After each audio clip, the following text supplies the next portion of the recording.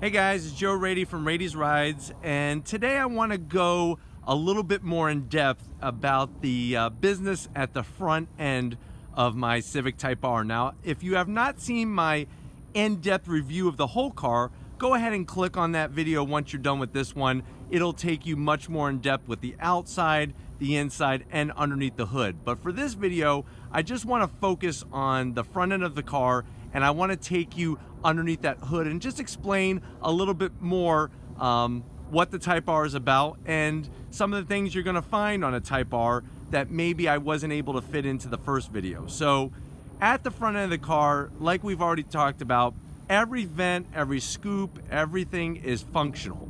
And one thing I want to focus on right off the bat is on both the left and right hand corners of the front bumper are air intakes. These air inlets are not for brake cooling.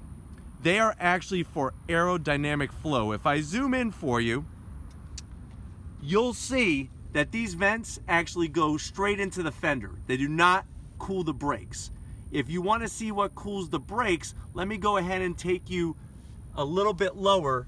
I don't know if it's picking up in the camera, but there are two vents there, one on this side and one on the other side, that is what's feeding air into those front brakes to keep them cool. But like I was saying, these vents are actually for channeling air from the front of the car out down the side of the car, and with that it's going to take engine heat from the engine compartment with it, which is a nice touch. Another thing that I want to focus on at the front end of the car is that huge intercooler. This is a front mount intercooler, so with the intercooler that's going to help cool that exhaust gas coming from the engine before it gets blown back into the motor, because as we are aware, cooler air is going to equal more horsepower. Very aggressive on the styling of the front end. Just so you know, this car is wider than your standard Civic. I don't care if you're looking at a Civic Coupe, a Civic Sedan, or a Civic Hatchback, this car is wider. The fenders are wider. It's about 2 inches wider at the front end of the car. Another thing I want to show you right by the Type R emblem is going to be, if you look on the top part of the screen there is an air intake. This engine features an open air box, sort of like a cold air intake in a way, and that's going to feed fresh, cool air into the engine. All right, guys, there it is. That 2-liter inline 4 turbocharged engine putting out 306 horsepower. It's unbelievable that the Honda engineers have been able to get drivability and also that high performance out of this motor, and it's just so smooth and makes power so effortless. If you want to take a look at, we're going to start off with the fenders. Now, the reason why I'm starting off with the fenders is just like I showed you before. At the front of the car are those vents. Where the air is going is actually up and through the fender here. If you look where my finger is, there's actually space there. That air is going to travel up and over and out the side vents. And that's going to help take that hot air out of the engine compartment.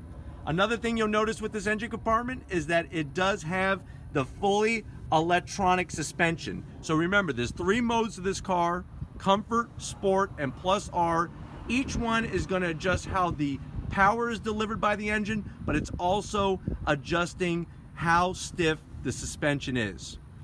What I really like about this engine, just based off of looks, is I like the way Honda didn't use a lot of plastic garbage to cover up the motor. It's got this very tasteful engine cover here with the carbon fiber look, and it's just very clean.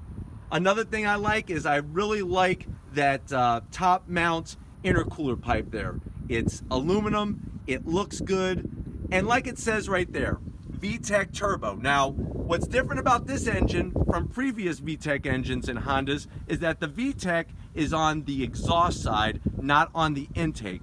So yes, you're not going to get that screaming 8,000, 9,000 RPM from the past Redline, but what you are going to get is a 7,000 RPM Redline and just this low mid-range grunt that you did not have in those other cars. One other thing I want to point out about the hood is that if you look at the underside here, there is the intake of that vent on the hood. Now, if you look closely, you'll see this metal aluminum piece here. What's really brilliant about this is that the air is coming in through the hood. It's going to channel out through that vent, and it's going to take that hot air, like I said, out of the engine compartment. Another thing that does is channels out rainwater. You know, one thing that sucks about having a functional hood scoop is that when it rains, you're going to get water in that scoop. And what the engineers did is that they did basically a twofer. It's helping to bring in the cool air, but it's also to help channel out the water so water does not get on the engine. Here's another feature I just want to point out to you that I showed you on the outside is that you have that vent from the front grill area above where it says Type R. This is where it's feeding that air into. You can see that it has an open air box. So that is acting as a cold air intake, and that's coming stock from the factory. But if you look around the rest of the engine compartment, you can see how clean everything is. They route the lines very well. I really like what Honda does with routing their brake lines, the location of the ABS. Everything is in a very, very good place and very easy to get to. So there it is, a little bit more in-depth about the Honda Civic Type R motor. Like I said, it's unbelievable what Honda has been able to get out of this engine. And the best part is it's made right here in the good old US of A. So how can you go wrong with that? If you get an opportunity to drive one of these cars, I highly recommend it. And that's it for right now. And like I said, if you want your ride featured on Raiti's Rides, visit my website, raitisrides.com. You could drop me a message in the comment section. I would love to have your car featured here on Raiti's Rides. And just like always, I'll see you on the next ride.